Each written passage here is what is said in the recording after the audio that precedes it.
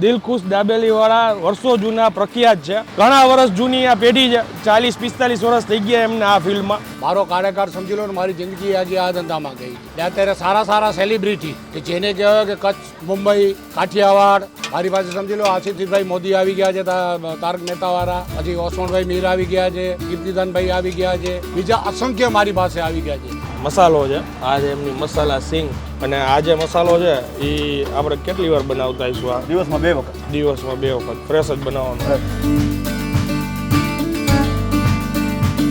જો આ રીતના કચ્છી દાબેલી પીરસવામાં આવે. આ જે મેઇન રોડ છે આજ માતાના મઢનો છે ને? માતાના મઢ. એટલે તમે આ બાજુથી માતાના મઢે જતા હોય તો ડેફિનેટલી આ જગ્યાએ ઊભું રહીને તમે આ ટેસ્ટ કરજો. ખરેખર મજા આવે એવી જગ્યા છે.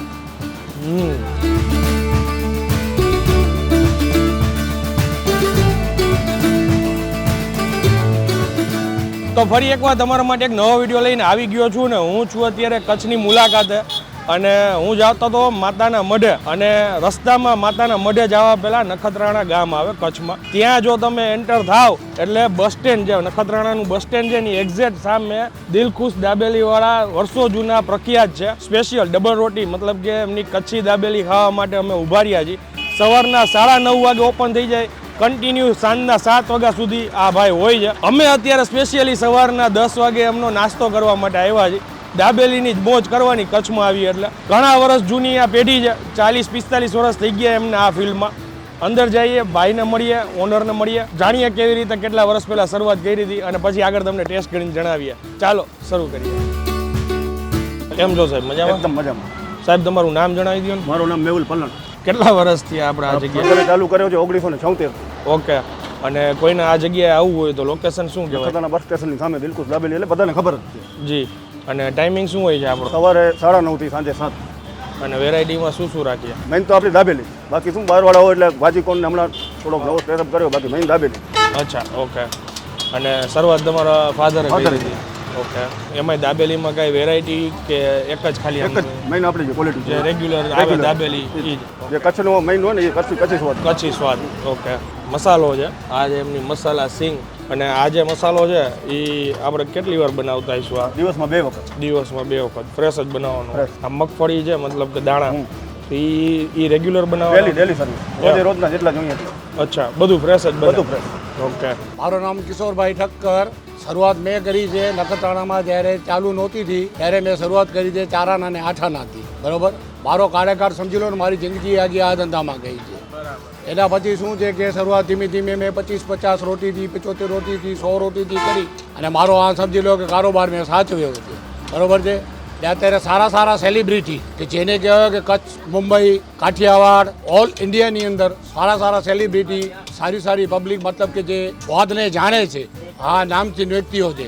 મારી પાસે સમજી લો આશીષભાઈ મોદી આવી ગયા છે, તારક મહેતા વાળા, પછી ઓસમાણભાઈ મીર આવી ગયા છે, પછી ઓલા આપણે કીર્તિદાનભાઈ આવી ગયા છે, બીજા અસંખ્ય મારી પાસે આવી ગયા છે. નામી અનામી આ ક્રિકેટર ચેતેશ્વર પૂજારા, એમનો આખો ફેમિલી. કારણ કે એ શું છે કે ત્યાં રાજકોટ ત્યાં એમને ત્યાં જઈ આવ્યો છું અને એ આખો ફેમિલી આવી ગયો છે મારી પાસે. ખાસિયતમાં તો સાહેબ જે છે એ શું છે એ મસાલાની જે મજા છે. બાકી તો શું છે કે બધા બનાવે છે, બધાને પોતપોતાની રીતે પોતપોતાની મોનોપોલી હોય.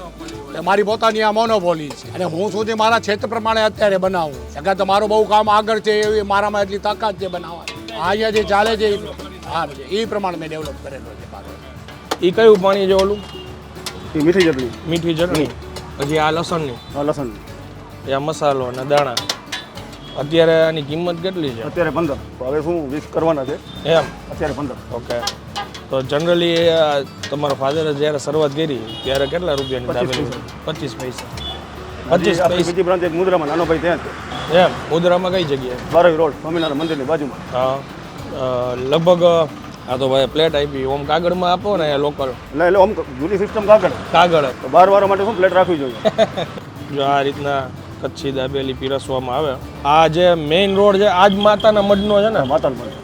એટલે તમે આ બાજુથી માતાના મઢે જતા હોય તો ડેફિનેટલી આ જગ્યાએ ઊભું રહીને તમે આ ટેસ્ટ કરજો. ખરેખર મજા આવે એવી જગ્યા છે.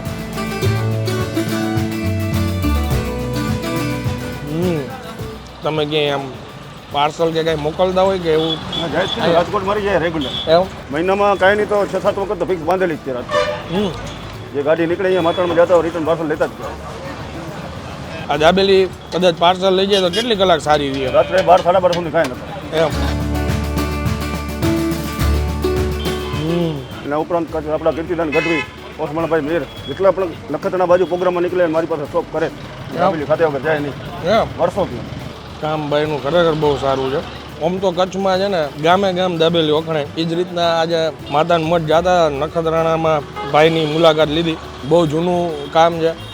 એક ખાલી છે ને સાહેબ અમારે ખાવું નથી પણ એક ભાજી આ શું કહ્યું કોણ એકલો બને તો એક બનાવો ને તો એ જરાક આઈડિયા આવે કેવી રીતે બને છે.